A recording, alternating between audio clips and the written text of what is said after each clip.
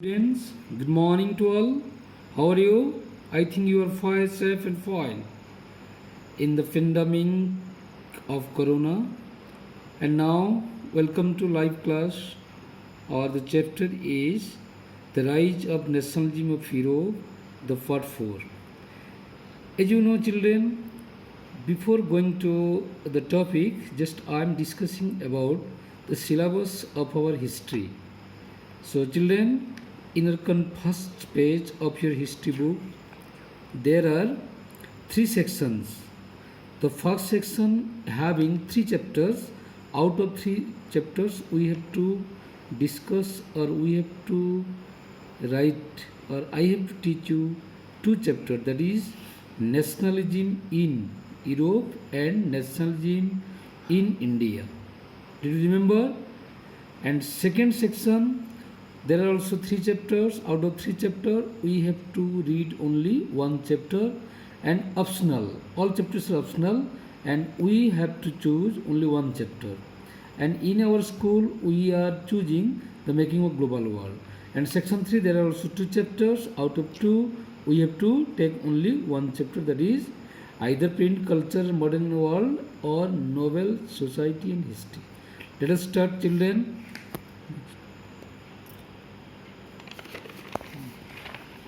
So my topic today to discuss that is what did liberal nationalism stand for.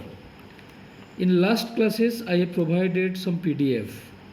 That PDF only notes and important questions and answers. But now I am going to teach you. So what does you mean by liberalism, children? So liberalism actually is a Latin word, or this term liberalism derives from a Latin root, that is liber, meaning free, and it has three meaning. Liberalism means freedom. It is a mainly Latin word. Like this question may be asked, one more question. So it has three meanings. First, for the middle class, what do you mean by liberalism? For the middle class, it stood for freedom of individual and equality of all before law. This is the meaning of a new middle classes.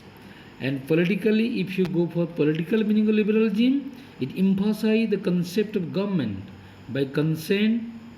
And so according to political liberalism, there will be a constitution and representative government through parliament, and so an end of aristocracy and clerical privilege.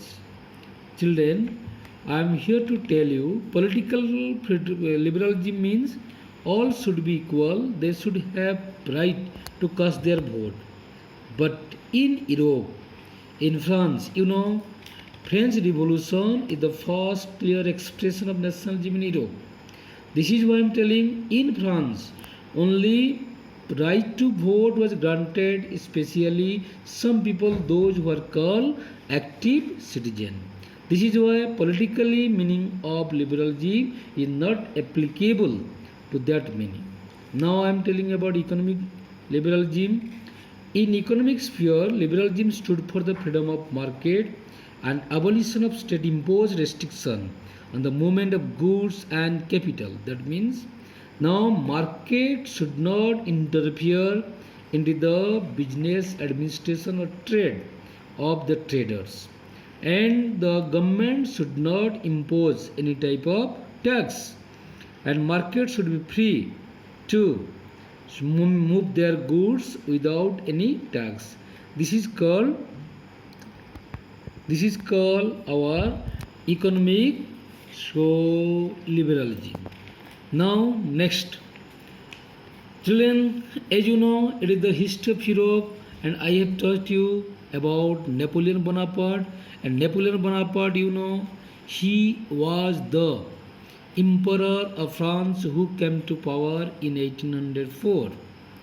Children, I can say you now, after coming to power, Napoleon has introduced various measures in the administrative field in order to make whole system rational, efficient. And this is called Napoleonic Code or Civil Code of 1804. Now I am discussing when Napoleon Bonaparte came to power, he has taken some administrative measures and which are seen as obstacle to growth. Why it is in the obstacle to growth? Because he has created 39 princely states and he has also introduced, there was really different currencies and measurement. So, and custom duties varied from 5% to 11%, and cloth was measured in elli, and that is measurement of cloth was varied from place to place. A lot of time was wasted in calculating duties, demand of unified economic duties. Children, I am telling. So when Napoleon Bonaparte created 39 German states, and each these states has its economic measurement or its own currency, weights and measures.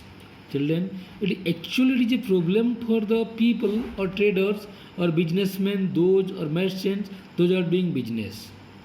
Why? Because if a merchant traveling in 1833 from Hamburg to Nuremberg, it is in Germany, to sell his good would have to pass through 11 customs barrier and pay custom duty of about 5% at each one of them. Duties were often levied according to weight measurement of the goods. That means, but different places they have their own measurement and own length also. This is why it was a very much problem, difficulty for the merchants to calculate their tax. So each region has its own system of weight and measures. This involved time consuming calculation. So the measures of cloth, for example, elli, which was called the unit of measurement, and it stood for so a different length. Actually, an elli or textile material brought in Frankfurt, means for example I am giving, would get you 54.7 cm of cloth, but in men's you will get 55.1 cm. That means it is more because there is no any uniform measurement of elli. In Nuremberg, it will get more 65.6 cm. In Freiburg, and you will get 53.5 cm. So this is why these are the conditions which are called the obstacle to the growth of the market in Europe. This is why there was some decision taken by the people. That means, so in 1834, a custom union that is called Zollverein. Here I am telling you Zollverein, that is called custom union. Customs union means it is an organization. And this Zollverein was formed at the initiative of Prussia and joined by most of the German states. The union abolished, this union means customs union, Zollverein. Remember children, Zollverein is a custom union because it was only created by Prussia in 1834 only to reduce obstacles, to remove barriers. This is why it was formed at the initiative of Prussia and joined by most of the German states. And this union means customs union or Zollverein. It reduced the number of currency from over 32, and it created a network of railways and tariff barriers were also abolished. This is why so all the merchants or traders they took a lot of interest for their trade due to Zollverein. Now next I am going to discuss a new conservatism after 1815. My dear children, you know Napoleon Bonaparte has come to power in 1804 as Emperor of France.